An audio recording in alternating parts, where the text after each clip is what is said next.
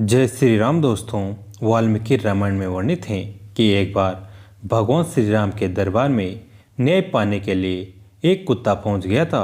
जब लक्ष्मण जी ने कुत्ते से पूछा कि क्या बात है, तो कुत्ते ने कहा कि मुझे भगवान श्री राम से न्याय चाहिए। भगवान श्री राम उपस्थित हुए और कुत्ते से पूछा कि बताओ कैसे आना हुआ। कुत्ते ने कहा कि प्रभु, मैं एक खेत के मेड़ के बगल में लेटा था, तभी एक ब्राह्मण जो कि उस रास्ते से जा रहे थे मुझ पर अनावश्यक डंडे से प्रहार करके चोटिल कर दिया। मुझे न्याय चाहिए कि बिना किसी अपराध के भी ब्राह्मण ने मुझे क्यों पीटा, इसलिए आप उस ब्राह्मण को दंड दीजिए। इस पर भगवान श्री राम ने उन ब्राह्मण को भी बुला लिया और सवाल किया कि आपने इस कुत्ते को किस कारण से पीटा है। ब्राह्मण ने कहा कि प्रभु, मैं स्नान के लिए नदी की तरफ जा रहा था कि सोचा कि कुत्ता कहीं मेरे कपड़े को छूकर मुझे अपवित्र न कर दे, इसलिए इसे दूर भगाने के लिए मैंने एक डंडे का प्रहार किया। भगवान ने कुत्ते से पूछा कि तुम बताओ, इनको क्या दंड दिया जाए। तब कुत्ते ने कहा कि प्रभु, मैं आपकी शरण में आया हूँ, न्याय तो आपको ही करना है। इस पर भगवान ने फिर से कहा कि नहीं, तुम बताओ इन्हें क्या दंड दिया जाए और वही दंड इन पर लागू होगा।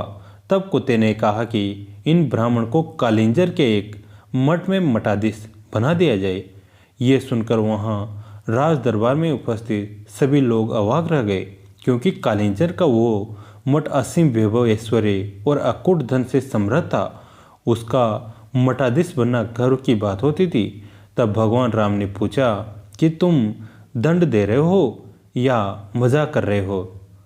तब कुत्ते ने भगवान श्री राम से कहा कि नहीं प्रभु, मैं दंड दे रहा हूँ, क्योंकि पिछली योनि में मैं वहाँ का मठाधीश ही था।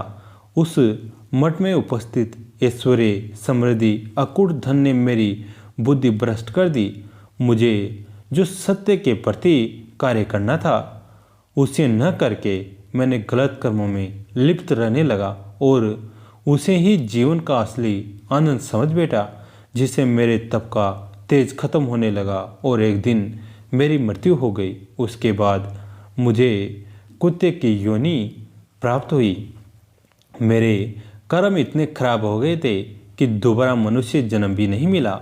इसलिए प्रभु, मैं जानता हूँ कि ये ब्राह्मण भी कालिंजर के मठ के मठाधीश होते ही ऐश्वर्य भोग में लग जाएंगे और इनका भी निश्चित रूप से तप का तेज खत्म हो जाएगा और ये भी मेरी तरह कुत्ता बनके द्वार द्वार घूमेंगे और भोजन के लिए कुत्ते के रहस्य भरी बातों को सुनकर सभी लोग आश्चर्य से रह गए।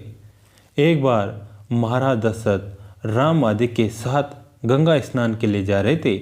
मार्ग में देवर्षि नारद जी से उनकी भेंट हो गई। महाराज दशरथ आदि सभी ने देवर्षि को प्रणाम किया। तदंतर नारद जी ने उनसे कहा, महाराज, अपने पुत्र तथा सेना आदि के साथ आप कहाँ जा रहे हैं। इस पर बड़े ही विनम्र भाव से राजा दशरथ ने बताया, भगवान, हम सभी गंगा स्नान की अभिलाषा से जा रहे हैं।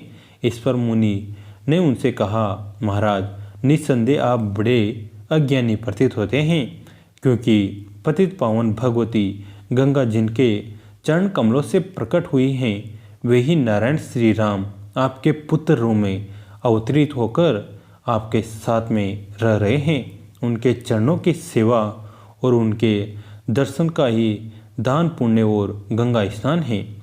फिर हे राजन, आप उनकी सेवा न करके अन्यत्र कहाँ जा रहे हैं। पुत्र भाव से अपने भगवान का ही दर्शन करें।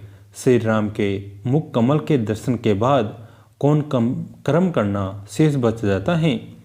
पतित पावन गंगा अवनी मंडले, सेई गंगा जन्मिलेन, यार बदलते, सेई दान सेई पुण्य, सेई गंगा स्नान, पुत्र भावे दे के तुमी प्रभु भगवान।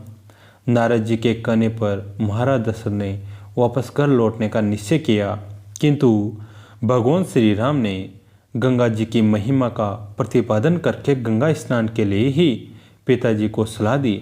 तदनुसार महाराज दशरथ पुनः गंगा स्नान के लिए आगे बढ़े। मार्ग में 3 करोड़ सैनिकों के द्वारा घोराज ने उनका मार्ग रोक लिया। घोराज ने कहा, मेरे मार्ग को छोड़कर यात्रा करें। यदि इस मार्ग से यात्रा करना हो तो आप अपने पुत्र का मुझे दर्शन कराए। इस पर दशरथ की सेना का गोहा की सेना के साथ घनघोर युद्ध प्रारंभ हो गया।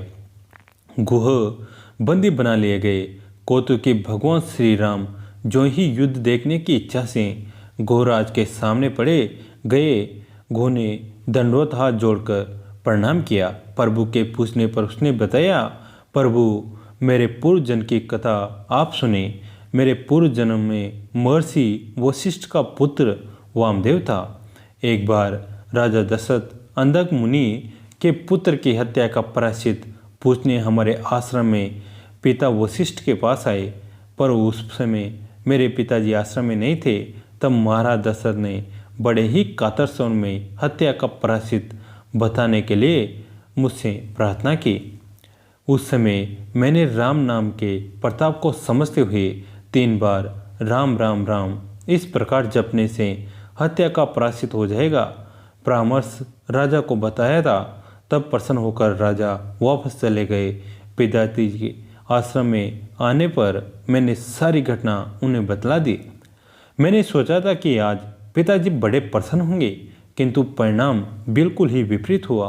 पिताजी क्रोध होते हुए बोले, वत्स तुमने ये क्या किया? लगता है तुम श्री राम नाम की महिमा को ठीक से जानते नहीं हो। यदि जानते होते तो ऐसा नहीं कहते, क्योंकि राम इस नाम का केवल एक बार लेने मात्र से कोई पातक उपपातकों तथा ब्रह्महत्या महापातकों से भी मुक्ति हो जाती है। फिर 3 बार राम नाम जपने से तुमने राजा को उपदेश क्यों दिया? जाओ तुम नीच योनि में जन्म ग्रहण करोगे। और जब राजा दशरथ के घर में साक्षात नारायण श्री राम अवतरित होंगे तब उनके दर्शन से तुम्हारी मुक्ति होगी। प्रभु आज मैं करुणा सागर पतित पावन आपका दर्शन पाकर कृतार्थ हुआ। इतना कहकर घोराज प्रेम विह्वल से रोने लगे। तब दया सागर श्री राम ने उसे बंधन मुक्त किया और अग्नि को साक्षी मानकर उसे मैत्री कर ली। भगवान के मात्र एक नाम का प्रताप कितना है, यह इस प्रसंग से ज्ञात होता है। जय श्री राम दोस्तों, जय श्री नारायण दोस्तों, जय श्री लक्ष्मी नारायण दोस्तों कैसी लगी आज की कहानी कमेंट करके ज़रूर बताइएगा। वीडियो को लाइक करें और चैनल को सब्सक्राइब करें। दोस्तों अगर आपको अच्छी लगी हो कहानी तो अपनी फैमिली के साथ और अपने दोस्तों के साथ इस कहानी को शेयर ज़रूर करेगा। धन्यवाद दोस्तों।